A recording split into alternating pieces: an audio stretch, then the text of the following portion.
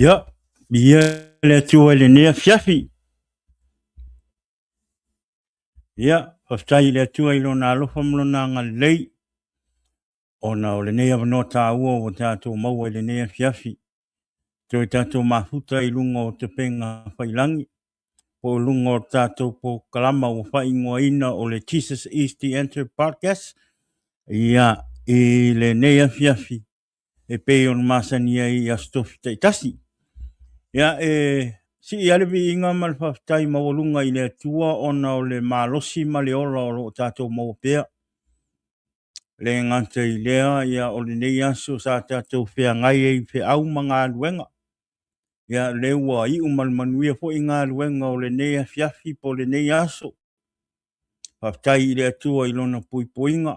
Whaftai i lona o le malosi na ia fo ina mo oe ma.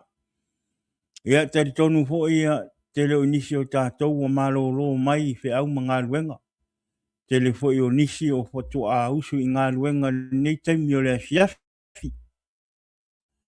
Ia evi i ngā marwhawhai i le tua ona nate i tūla fo ina i tātou le nei aso. Tari tonu fo i fo i le putinga le fo i nisi o tātou ainga. Ia o ngā i ngā luenga i le nei fiafi po o ngā lulua taimi o le fiafi.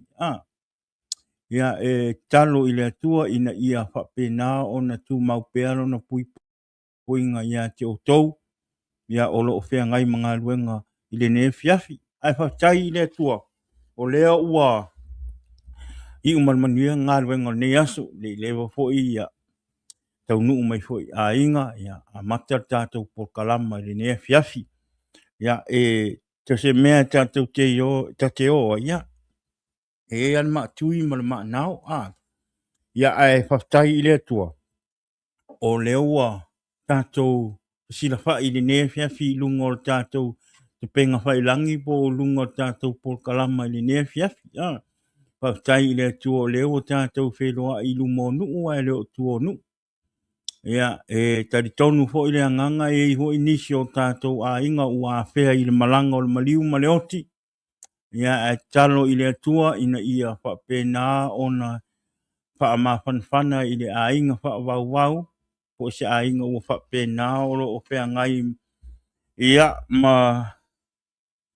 liu ia i le nei fo i vai aso talo i le atua ina ia iailon wha ma whanwhananga i ainga ia ai maise nuu ma la whanga ia a walwala au pa ia a le atua. Ia al to tele o tātou, ia. Whaftai whatangata i le atua. Whaftai i le atua o le ua. Tātou au lia maile nei aso le tātou te maua pēr le ola ma le marosi mai le atua. Whaftai i le atua i lona puipuinga i le aso ma le aso le tātou urufafo ma le urufale. Amen. Pēr lava me tātou te o ai, whawhetai i le atua ona o lona puipuinga. I lungo o le ele, lungo o le vai, lungo o le sami, lungo o le ea. Po whea lava le mea tātou te e. Ia e whawhtaia le atua ona o lona alofa le tūla fo ia o i tātou. E uia ina tātou wang sala pēr i le aso ma le aso.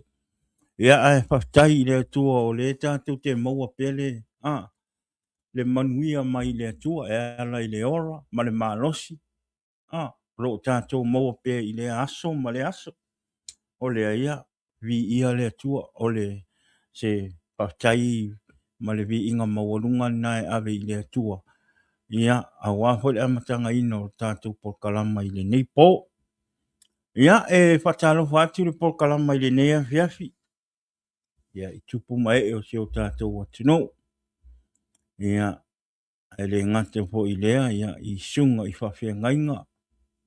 O loo ngā lua i so se pata whaitauranga i lea. I to se meo le neto lope lo o tātou te iai. Whatalo whatu po kalama i le nea fiafi. Ia ele ngate i lea whapena i o tātou ta māma na i o tātou tina matua ao sina sino si o tātou atunu. Ia o lo o tau por kalama masani nei la stofi taitasi. Ia o le Jesus is the Answer Podcast. Ia o le polkalama tala i na i le swafo Yesu. Tala i le leima le alfo le tua. Ta noa i na i ma le. A Yesu ke viso na whaia mo i tātou. Ia o le vi inga malwhaftai i le tua. Ia o leo o tātou whailoa i le nea fiafi. Ia o te whaatalofa i le nea fiafi. Ia sia o tamafa le anganga. Ia o mātua wha le anganga le sunga ia. Wasli i se take malwhatua ia vā i le nea fiafi. Whaatalofa atu le pokalama. Whaftai la o lua talo mo tātou pokalama. Ia ele ngate lea ia le au nanga wafo i tātou pokalama i le upu o le atua. Ia i aso e whapena o na whae ai nai le tātou pokalama. O lea ia whatalofa atu i pokalama i le nea fiafi. Ia te o lua na i o mātua whalea nganga ia ma sunga i whawhia ngainga o malawa. O na ia uo wa avea ma whawhia ngainga. Ngā lue ngā le atua, patalo whātu polkalama le nei aso, whātai la o tau no talo, whātai fo i la o tau on sa i ngā lue ngā le atua, mā malosi tau singa o le lafu mā mue le atua, whātai le upu, whātai le upu ma o le te talo aso whaiso, a wā tama whānau, ma le ngate leo tātou a inga, mui tātou e kalisia. O lea, ia e whatalofa atua i le polkalama i le neia fiafi. I la o tau sunga i whawhengainga mo tau whatua. Ia, mi ia le tua. Amen, si whaftai pupu le nā i le neia fiafi. Mi ia le tua i mea uma. Ten tonu olo o manu e te tusa uma i tātou i le lofa ma le anga lei o le tua. Amen. Ia, mai le neiva yaso. Wa uma fo le vai yaso ia o tai fo i le atua ia ma ia matango fie le matou la u ia fo i vai yaso ma na ia sa pupu nei vai yaso ma lo le aso fua fa mana to le aso Memorial Day nei fo ia tu nu ia o lo matou alala ma papa au ia i le nei atu nu o lo matou ia o Amerika ia le la pe i kau manga ia ngi vai yaso le vave le ia alo manguia me uma manguia le ainga manguia le kalesia manguia le kako ram ole vi inga mal fatai le tu aftai fo il tanto le tanto por kalama nisi fo o tanto ainga wo me masan olo mana tua le nei por kalama ila o tau talo aftai tele ila o tau talo aftai ila o tau tau sanga ia awale au nanga fo i lunga o tātou pokalama awalo tangata malo nei tangata i o tātou wola wha le anganga inga i a wha malusia i le upo le tua. Amen o le ia e momoli atua i le anganga wha tai o nei pokalama. Ia mo oe le te mata mai i aso uma, teimi uma e afo e atoa le tātou pokalama e le ngata i leo whaatanga ina o le tātou pokalama i te tono o lo maota. Lunga o lo telefongi, tono o lo taawali. O hea lawa me e maua ma e whaalongo lo me ni pokalama. O le atua i a te oe. Amen. Ia o tātou pokalama ho i nea fiafi ia e me masani ia o le upua le atua. Tau ona ave an wha mua le upua le atua ma ia tele se taimi le upo le tua. Amen. Ia. Ia ono. Message siri ua ia whaia mo i tātou. Amen. Awane i ngalo ia o le atua le tātou te au nai ia o le atua alofa. E nā te le tu la fo ia i tātou. Amen. Nā te tau mai ia te oe le mea moni o le olanga tau na ola i tangata ke wisia. Ia whaktai le tua o lea ua maua manua tātou whailoa e lunga o tātou pokalama.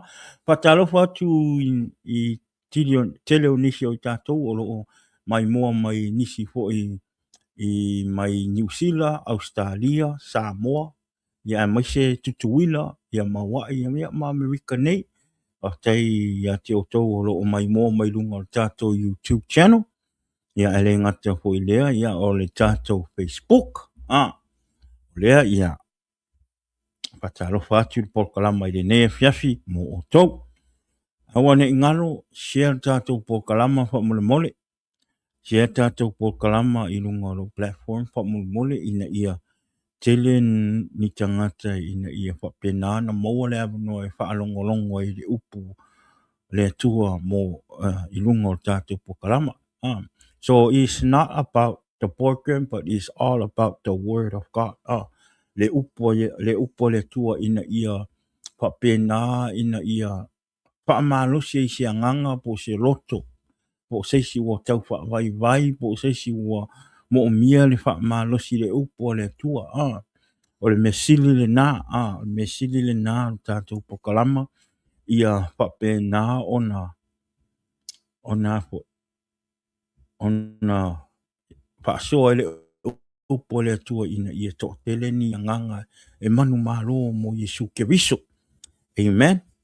O lea ia ai, whamanuia le atua ia te oe ala i lo, share ingol pokalama ma whaalau i tele atu tātou pokalama i lunga o te penga whailangi. A wale upo le tua. Amen. Ia. Te milane. Ia. O le tātou pokalama, mantua le tātou pokalama. Na inei. A wane ingalo tātou pokalama i lasto na inei. Ia ele itu la e ono. Ia. Ma le sunga ia tala lei. Ia. O le sunga ia tala lei. Ia. Lasto na ilentea. Ia. O le asa ia whaia mai tātou pokalama mai lunga i Alaska. Ele me o e kamaro. O kamaro i Alaska. Uma mai whai me pokalama kamaro mai Samoa. Sau ngei, sau i kako studio. Lala wairunga i Alaska. E wairunga i Alaska. Mana tua ifo le tātou tasi fo o tātou au auna ia mo le tātou pokalama le sunga ia tala lei, mana tua i o tātou talosanga, pa mole mole. Tau temi tue tātou whei loa. Ia i tono tātou studio, ma le sunga ia tala lei. Ia pe a tue te liu ma le whai ngā malanga. Amen. Ia e temi o lo. Lai ma le sunga ia lunga ma ila sunai. Ia i lunga i Alaska. Amen. Ia o taritona la poro masi. Ia e whaingofia le upa malosi le nea fiafi. Amen. Ia e whaingofia ia te oe. Ia whapena e malama aima. Ma whapena ona whai ma whaamalosi au i o tātou wola au auna i le tua.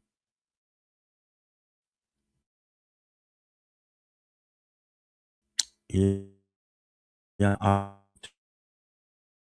tātou wola e nei alai to e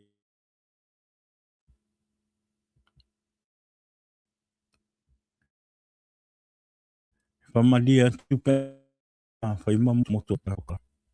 Ia. Tire ropa le alma fuanga ia ai. Talo mai mo tātou pokalama a alo alu tātou whaasoa le upo le tua. Ia awane i eise whaalawe lawe o ti apolo awale awale alo atu le upo le tua ina ia whapenao na leilo whaalongo le upo le tua le ne fiafi.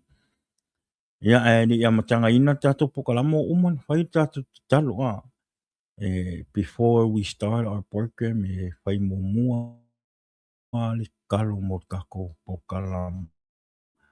Ia whakai. Amen. Ai lea whaingalu talo mai ma whaaro au whaasole upo le tua.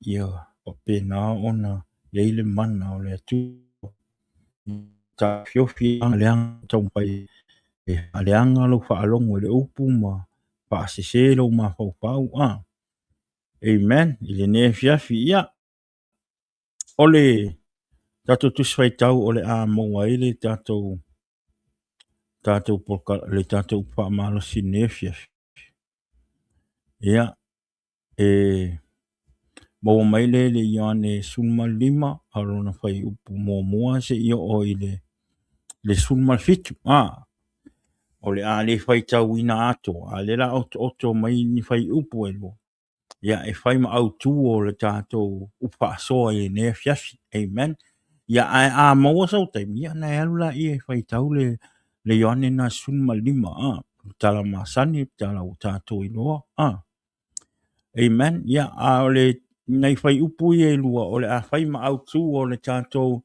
pe fai ma le tato tuswai tau po le upai tau o le ne fiafi le tato upa soa o le fai upu na e wha ma le lima amen Ioanes suma lima ia on fai upu e wha ma lima ia o le nala a fai ma au tu ma ano le tato upa soa amen ia o le au fai tauina fai upu e wha i natu ma wia o tou ia te au o au fo i ate o tou Whaapei o le la e le mawhai o na fua pe a na o ia.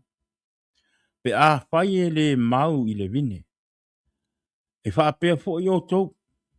Pe a whai tau te le tu mau i a tea. O au nei o le vine, o la o tau. O le tu mau i a tea. Ma au i a te ia. O ia lava e fua te le mai. A wā e le mai. E o tau, o na whai se mea tasi. Pe a au le iai. Amen. I ane tua. Ole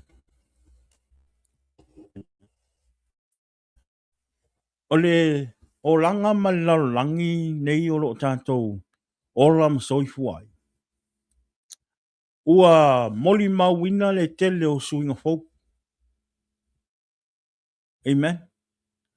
O mea sa tātou le iwa aia mua mua.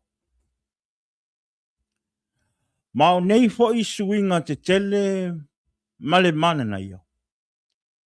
Ua tele ai nisi o tātou tangata whaolaina ua whase inai.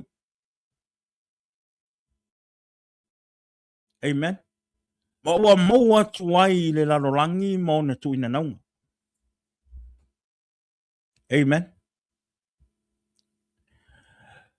Telefoi ua manatu ua le toi mo umia le tua. Ona ua tele le tamao a inga, ua manuia. Amen.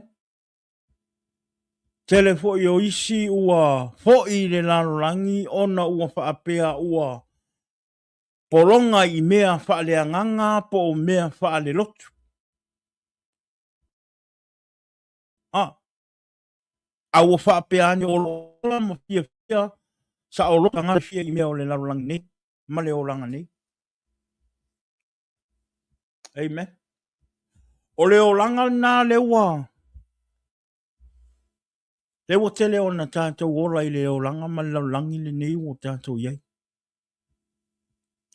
Ua, tele nisi o au whaatua tua ua mau atu ma ua whaatua tua i mea o le o langa nei. Aua le to iai se whaatua tua i le atua. Amen.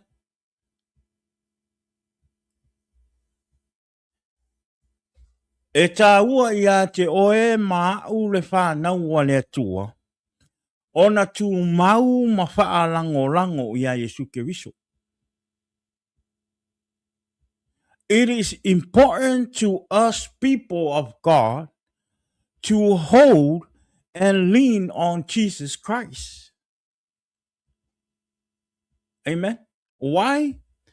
Because my Jesus said, remain in me as I also remain in you. Apart from me, you cannot do anything.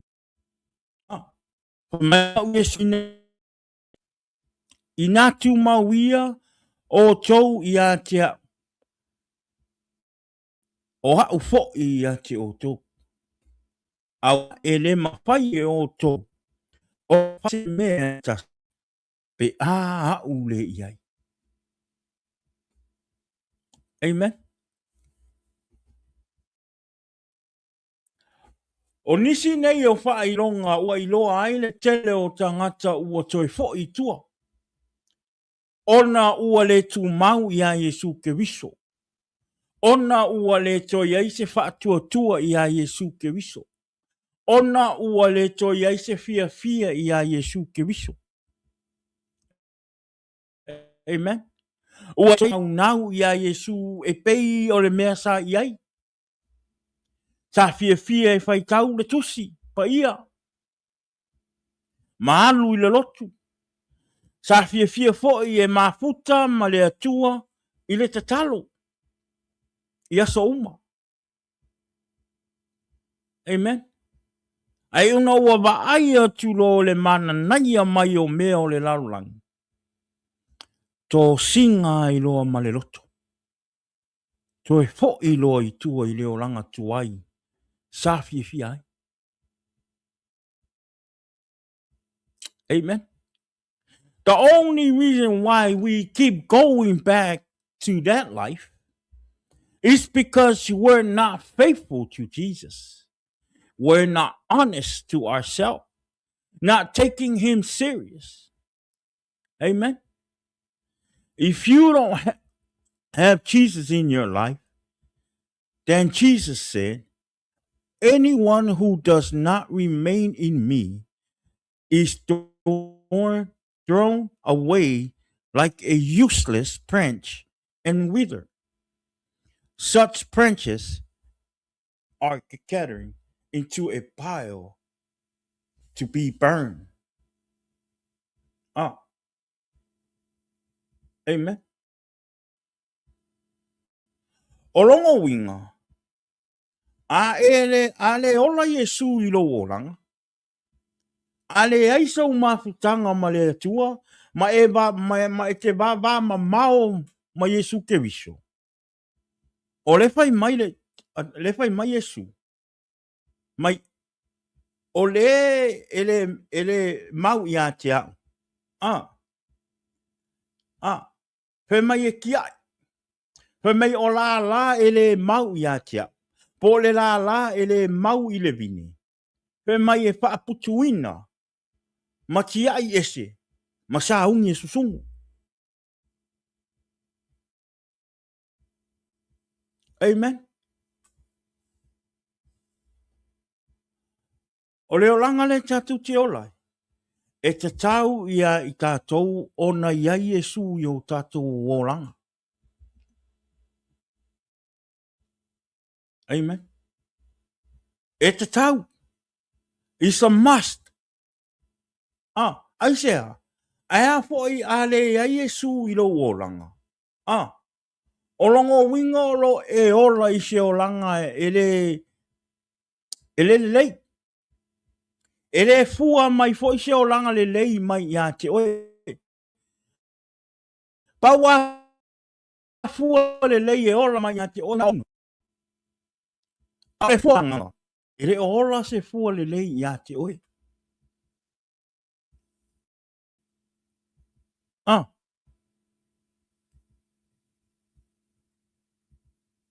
Pe mai Yesu, o le tu mau ia tia.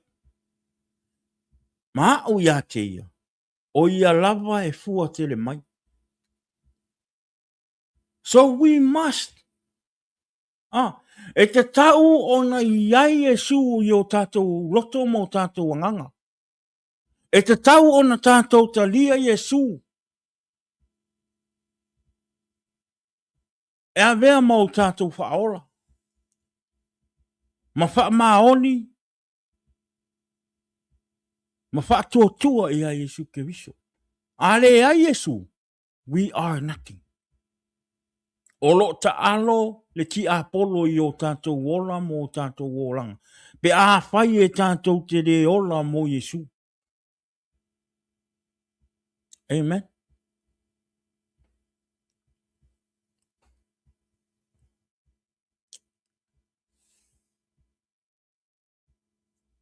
Vi ia le tua. Whai mai Yesu. A whai e le tu mau se tasi i ate. Ona lafua ina lea i tua e pei o la au. Whai mai e pei o le la au. Wha mangi. Ona wha poto ina ai lea o e tangata. Ma lafo i le afi. Ua sungwai.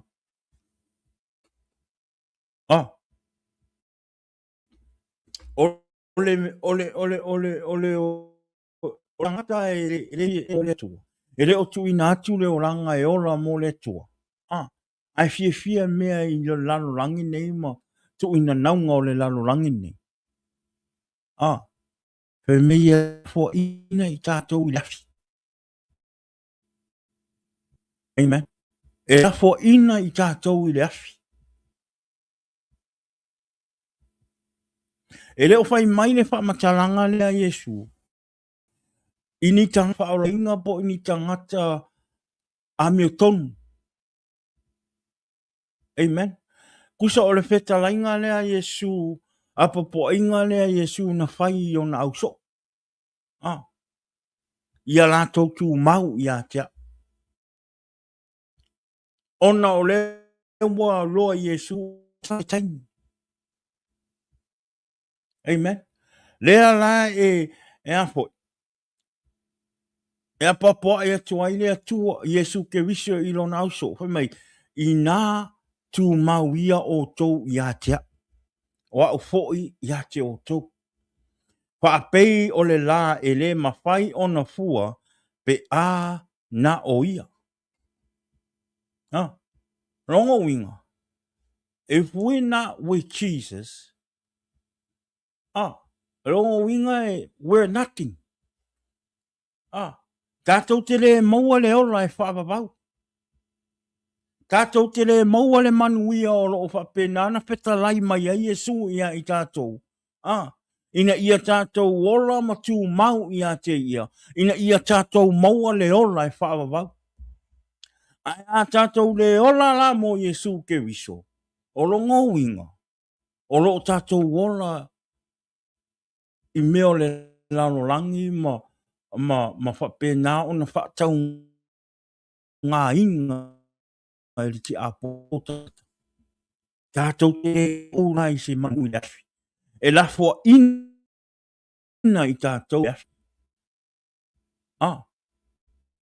O leo anga nai te tau na o ata te sia. O su o tangata. E te tau o na whapena o na tātou whaatua tua i lea tua. Ma tātou tū mau i lea tua. Me petang sala po le har ko inga o langa ngai ke o lai ke anga sala pe po le har langa ke lai o ka kou watu ka kou o la au amen. So if we not remain to the vine o ai le vine Yesu ke viso lea. Amen. Yesu ke viso. Fa mai fa ipu mo fa mai o au nei o le vine moni. A o lo tama o le nga lue vine. Fa mai no la ia. Fa mai o la uma lava o ia te au e le fua e ave e se ina e ia a o la uma e fua e teu e ia. Ina ia fua mai ai a tili. Amen. Rongo winga la tu sa pe tātou te mau e pe tātou te iloa Yesu ke viso. Ale aiso se ton pesota inga ma Yesu. Le aiso relationship po se lua pe inga ma Yesu ke viso. O le la fe mai, o la ia le fua. Amen. Wa e kakau o nga fua. Se kusala pe ke loa Yesu ke viso. Pe ke loa le maliu Yesu ke viso, nga maliu Yesu ke viso o no oema. Ai a ele teria Yesu te tono lo loto, ma e fato tua ia Yesu, ma avea oe ma tangata wasulu, wa tangi ai le mala malama o Yesu ke viso. Rongo winga fe mai e lafo e lafo e taina ese oe. E ai. Le ngalue vini, o le atua. Amen. Awa e ese o lo wilo o Yesu. Ese lo tari tonu ia Yesu. There's two different things. Le la fe mai e Yesu, le fe mai Yesu fe mua malelu. Mai, o au nei o le vine mon. A o lo ta ma o le ngalue vine ia. Fe mai lo lai fe pulu, fe mai. O la uma lava o ia te au. Longo winga. Po le alo wilo o Yesu. Alo wa un lotu ya sauma. Po le alo le tuspa ia ma mau o le tuspa ia. Ai to Yesu ke viso. Ai le fato tua ia Yesu ke viso. E fa lango ia Yesu ke viso. Matadia Yesu ke viso loto. Ma fai along fin. Ai le fuaita. Fe mai e ave se ina e ia. O ai. Le hua.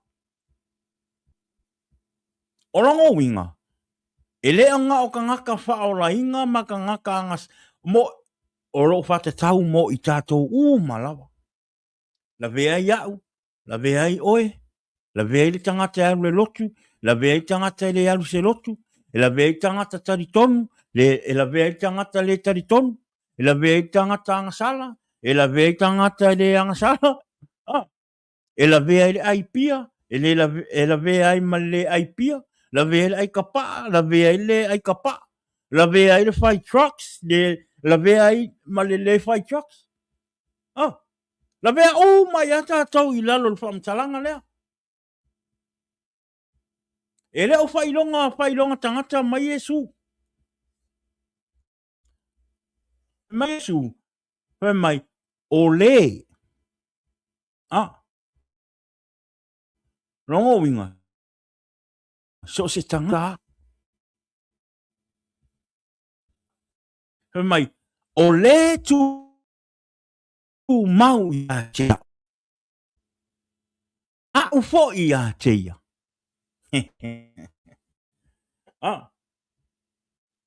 Whai mai, o ia lava e fua tele mai. Amen. Ia tua. E launga tasi umatātou I luma o le tua. Amen. E launga tasi umatātou I luma o le tua. Pau wale me ma o Yesu ke viso. Ia e talia o ia e whai mo wali I mo whaola. Ma ia e whaktua tua ia te ia. Ma ia moni lau sala mo I le tua. Amen. So pe te le lotu pe nai te lotu pe o se tangata te le fie te alu le lotu. Pe mai Yesu. Oro o maua pe alo wa wanoa. Na ia uo, na ia ainga o uso. Ma e masani o loo pa pe na o fie I meo le lalo rangi. fia I tu ina naunga o le laulangi ma fianga o le laulangi.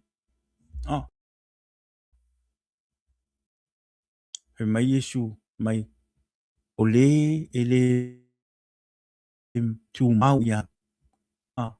He mai e lafo ina I le afi. Amen. Longo winga. Ule tu mau I le atua. Ule tu mau ia Yesu ke wiso ma ufa maoni ia Yesu ke wiso. E sala ina ese fo ia. Amen. Lafo I le afi. Ale naunga ale atua. I o tātou o mai ave o tātou ola I le atua. Aua fo'i nei avea mea o le lalolangi, ma tu ina naunga ma mea mana nai o lalolangi ma mea whase I nai oe. E whase I nai oe I tu ina atu o lo wola I le atua. Amen. Aua ni avea mea o le lalolangi. O mea o le lalolangi nei, e alu uma. Ele lei. E tere whai atu e leanga. Aia aua nei e whaatua tua ai I mea nei. Whaatua tua I mea ua e maua ina. Au hoi nei a vea whaamanuanga ua tele e maua I au lima. Ma mea ua la e whaatua tua ai. Au e whaatua na I eiro wola au auna I le atua malo wola tari tonu I le atua. Malona whina malu. Amen. O mea uma le te maua I whaamanuanga. O mea na whaamanuia I le atua I ate oi. Ai aua ne I whai ma mea e whaamua mua I lo wolanga. E whaatua na I le li. Amen. Tau ia I tātou. Ona whapena ona tātou fie I mea I lunga e leo o mea I lalulang nei.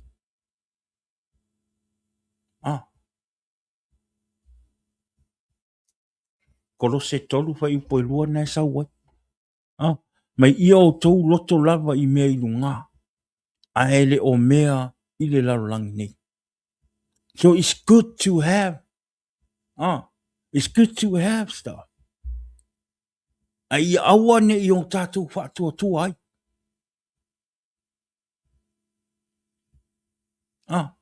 A ia whapena ona tātou whaatua tua I mea I lunga. E te tau I o tātou loto ona fie I mea I lunga a ele o mea. Pe mai awa puta mi atasi ma le nei lalulang. Ai pei tai ia liliu wina I toe fua tai ina o tou loto ina ia o tou sue. Pe se ale fina ngalo o le atua o mea ua le lei male malie male atotoa. Amen. Paul says, don't copy the behavior and customs for this world, but let God transform you into a new person by changing the way you think. Then you will learn to know God's will for you, which is good and pleasing and is perfect. Amen. Ave o tātou ola I le atua. Awane I o tātou wha mua mea o le tu ina naunga o le olanga.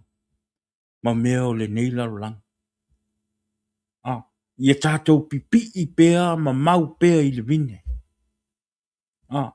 Ia wha pēnā o na tātou a watu o tātou ola ma o roa I a Yesu ke wiso. Amen. Ina ia pēnā o na tātou maua le manuia o le ola I whaavavau. Amen. Vi ia le tua a.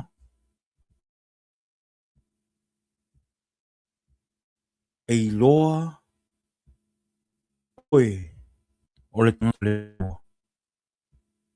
I me fua mai lo oranga. Amen.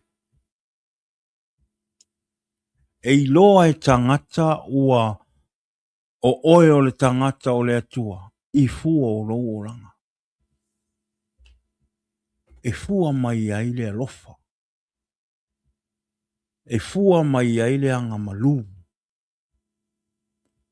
E fua mai ai le wha maoni. Amen.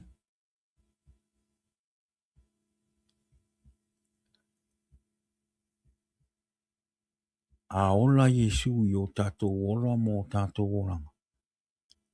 E tele fo I tangata o le a pēnā, o le a la toi loa, e le lei ma le matango fi o Yesu ke viso e ala mai I fua le lei o lo oranga.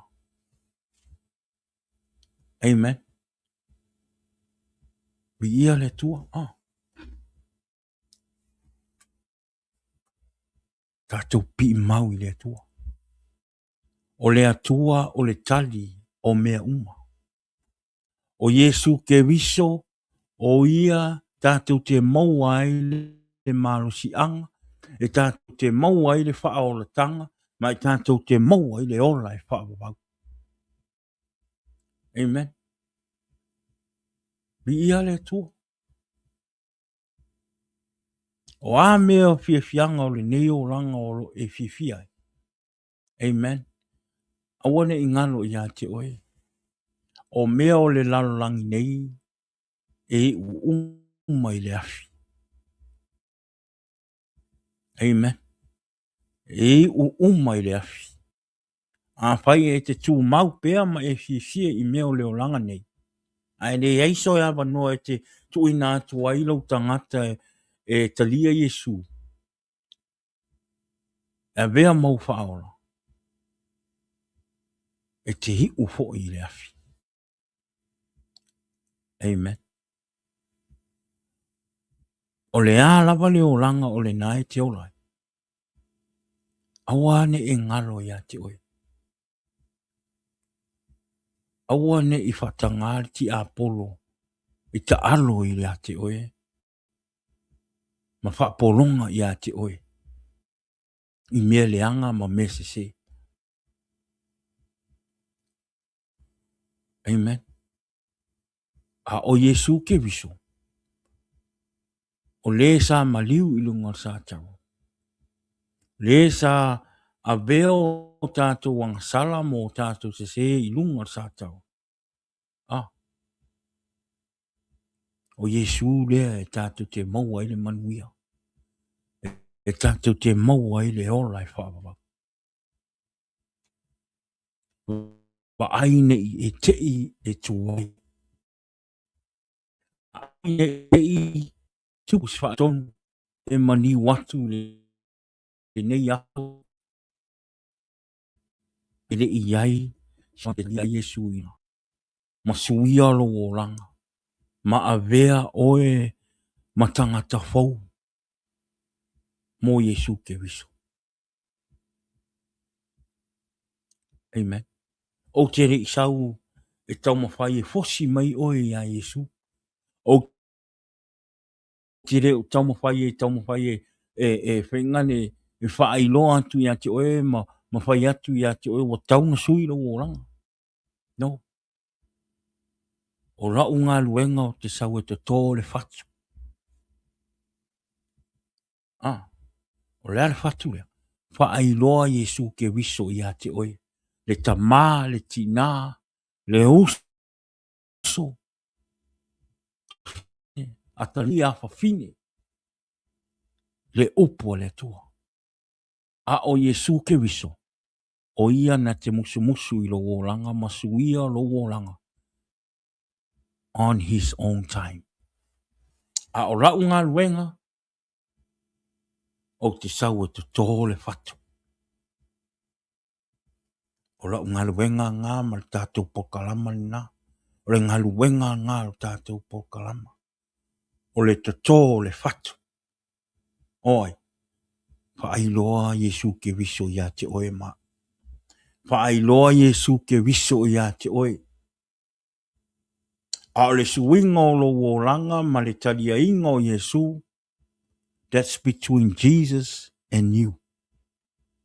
O le ngā luenga ngā le atua e whai ia te oe. O le ngā luenga ngā o le anganga pa ia e whai ia te oe. O le ngā luenga nā Yesu e le whai ia te oe. O le sui o lo langa. Ma ta tala o lo loto. Ma whaailoa ia te oe. O le atua e te mauai le manuia. But my job, I'm just here to plant the seeds. Olea, the word of God, letting you know about Jesus. But changing your life, that is God's part. That's not my part. Aura unga luenga na, te sau e te tō ia te oe le fatu. Whaailoa ia te oe Yesu ke viso. I'm a sinner, you're a sinner. O o tangata sala, o oe o tangata sala, o tātou uma o tangata sala. Aua nei tō whaapeau, o wa o ato toa. No. O lea foi o te whaamalosi a ui e le upo le atua. Ina ia wha o malosi pe. E te mea e alu.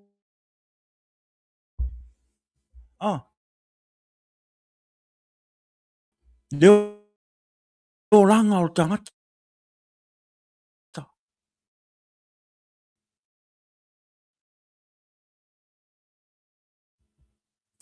Thank you, Jesus. Aua ni ia vea le te sa e whaia po e a sa e whaia. E o inga e te e whaponga ai. O sau e avelo e tua. O leo langa le tu te o. E te me tātou te pāu ai, e te me tātou te malolosi ai. Different season.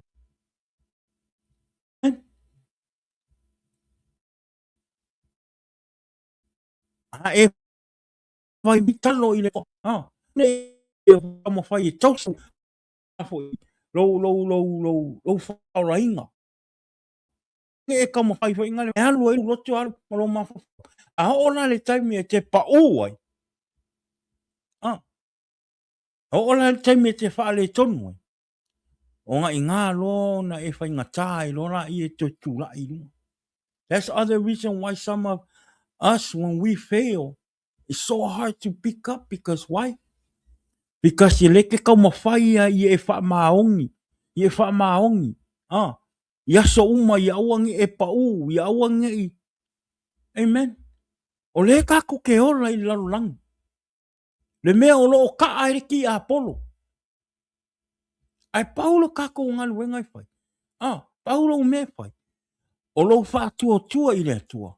Ma e ta talo i le atua. E whesosoani mai a te. Ai a awane i whai a lo mā losi lo wola tau ma whai i le atua.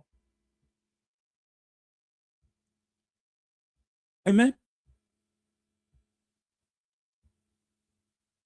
A wa e whai ai lo mā losi. A ona te me te pe wai ma e pa u. Ona e whai ngata lo la ia ona e toi sau i le atua.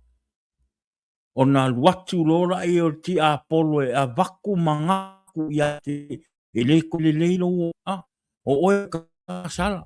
Le mena e kuru li i nga e kakalo i a le inga e wha maungi le li i. Le ora lalo me lo whai. Le wewe e koe anga sala. O me i sau ki a Apollo e whanga i lo mafau pau. Ai e wha lango i le anganga pa i o le akua. Ma take time take your time. Take one time at a time. Oh, aua le fosio.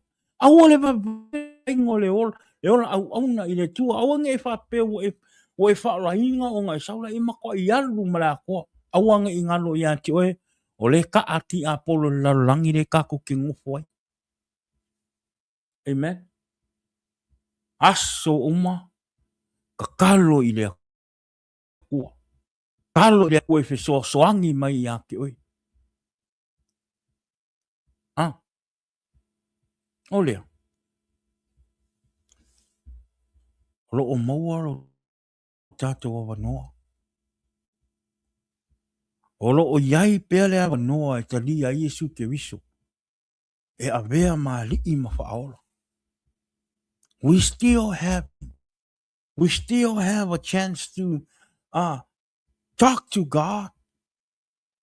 Give yourself to the Lord. Accept Jesus in your heart. You still have time.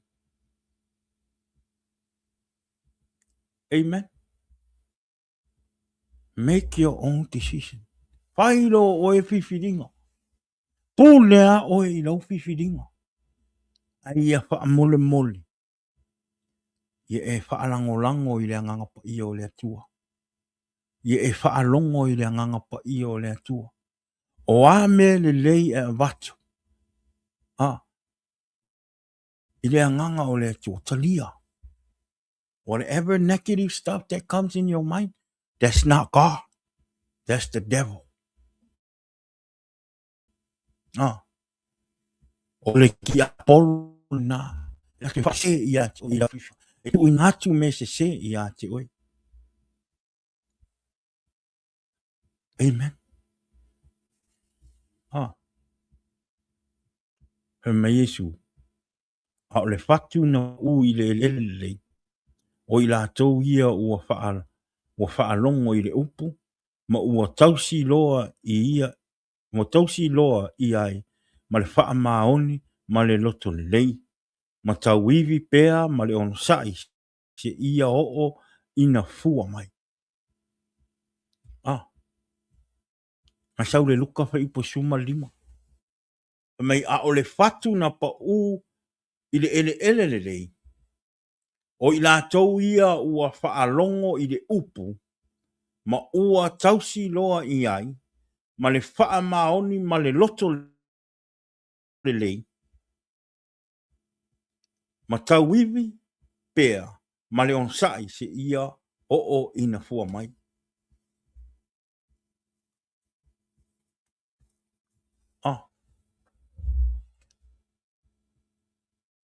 O le tangata na o pa ua i le loto le. O pa ua i le alofa o le atua i le loto.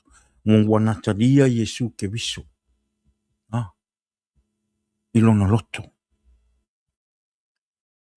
Amen. Talia Yesu. Talia Yesu i lo ora. Give him a chance. Give him a chance to talk to you. Amen. Ia vea tātou mala la au e pipi i le vine.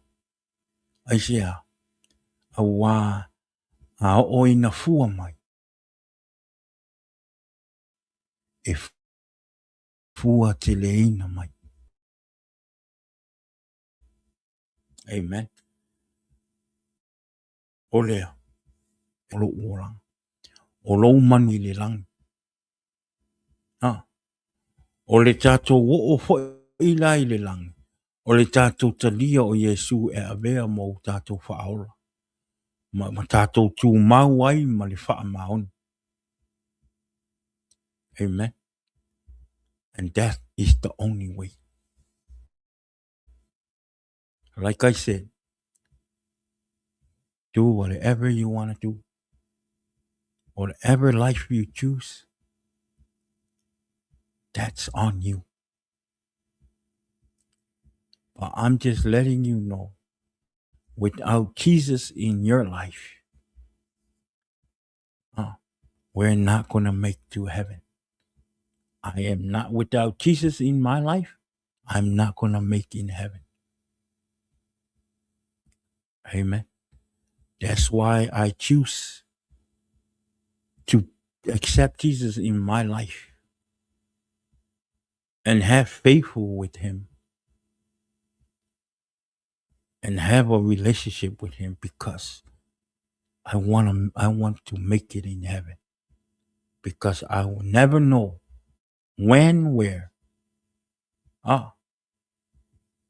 E kupu e se whaale kongu ia tia. E le leila waru. Kupu ma se whaale kongu ia tia. A o le leila umaftana ma Yesu Keriso. Amen. Te talo lava oe mo oe, te talo a umo au, te talo a umo oe, te talo mai oe mo a. Amen. Ia vea tātou mala e fua tila. Amen. Ia ile swafo Yesu. Amen. Ia ole tātou upa marosina mo oe le ne fiafi. Ia te tonu ia ua. Pa manuia lo roto ma lo tangata ni nea fiupu le tua. Ia ole upuna tua. Wa fai ma wha marosi mo oe ma tau o we are this. E tau ona isi sato tanga ma le tua. Tau ona e o tanga ma isu. Ina i tupu ma ora ma fua mai lo tātou ora wha le anganga. I fua le lei. Olea ia, pa manuia le tua i le nea fiafi, ma o tātou po kalama ngā, pa manuia le tua i a tile nei, ia e ala i le upo le tua, ia o lea ia.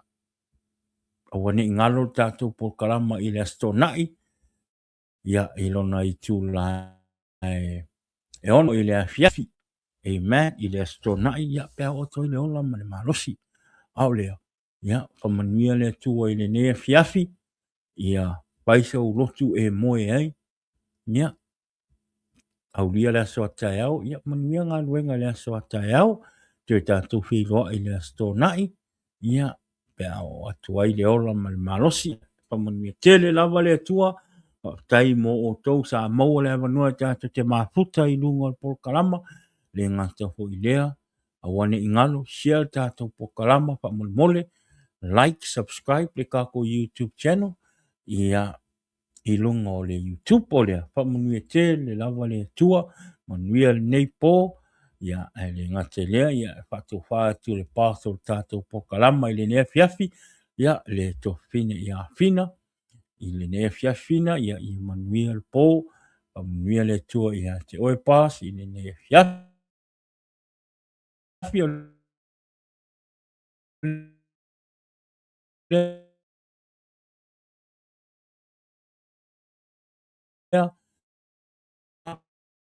everyone, ko whiloa, yeah, in the name of Jesus. Jesus is the answer for the world today. Above him there's no other.